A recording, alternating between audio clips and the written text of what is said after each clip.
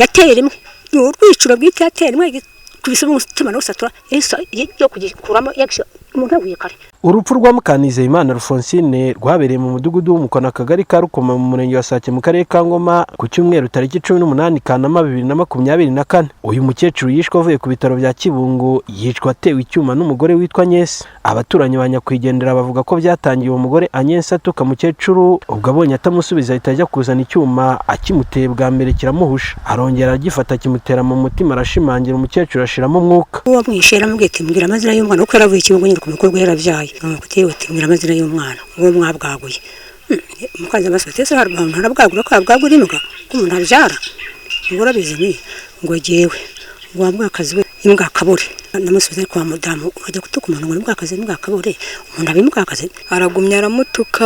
Ubwo birangije nibwo umugabo bita Korode yaje kumutahana. Umugore yaragiye yambara ipantaro afata icyuma heka n'umwana arongera dusanga ahantu yaradusize arongera aramutuka. None higende kumwinginga ati se igihe wahereye kari kera waretse gukomeza tuko mukecuru, igihe agiye kunera icyo cyuma nje narishumbye gitanyura mu kwaha umupira. Ubwo nje igihe ngiye cya cyuma se genda giteranya kwigendera yagitera rimwe agishinguramo ahita yikubita hasi tugeza kari bujuke duheba umuntu ndi nawe ahita yirukanga. Yagiteye bazwitira agize utari yateye rimwe n'urwiciro bwite yateye rimwe kubisa umutima no satura yo kugikuramo yagisha umuntu aguye kare kunatunda amara dubiza amaraso. Nyuma y'urupfu rwa nyakwigendera Mukanizeyimana wishwe nabi na Agnes bivugwa ko atari uwa mbere yari yishe. Abaturage barasaba ko umugore yahanwa by'intangarugero kuko yari asanga avuga ko azamwica maze akajya kurya impungure muri gereza. Umugore yishe abantu icyo twasaba twebwe nawe nuko yapfa n'icyo twamusaba amafaranga yayabona. Abatwe twasaba yuko nabamwica kumukura ko umuntu wica umuntu agenda ajya impungure undi amarabura asanzwe yica abantu twebwe twasabaga yuko nawe bamwica nibwo twatuza.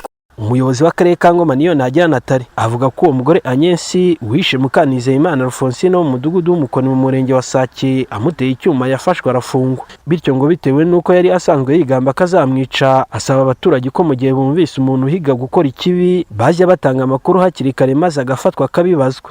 Ni ibintu byabaye navuga ngo ni mu buryo busa nk'ubutunguranye nk'ubugome umuntu yari afite mu mutima we, ariko yabaye nk'ubivugaho nuko abantu batagize amakenga wenda ngo batange amakuru kuko yaranyweye ngo aravuga ngo arakora ikintu. Nibura rero iyo abantu babivuga abantu bari kugerageza kumenya icyo kintu yari gukora icyo ari cyo. Turasaba rero abaturage kujya batangira amakuru ku gihe n'ibyo duhora tubabwira kandi tunihanganisha umuryango wabuze umubyeyi ku bw'amaherere. Nyakwigendera Mukanizeyimana Alphonsine yari nyirabukwe w'umugabo wa Agnes wamwishe akaba yarareraga umwana Agnes yarabereye mukase. Abaturanyi ba nyakwigendera mu mudugudu w'Umukoni mu murenge wa Sake bavuga ko umugore asanzwe yica abantu kuko mukecuru abaye umuntu wa kane, bityo bagasaba ko yakanirwa urumukwiye kugira ngo ntazagaruke ngo yongere yica abandi bantu. Si bwa mbere ngo Mukanizeyimana ngo wa kane ngo yica abantu n'umwana we yaramwiciye abana babiri n'umugabo wa mbere yaramwiciye.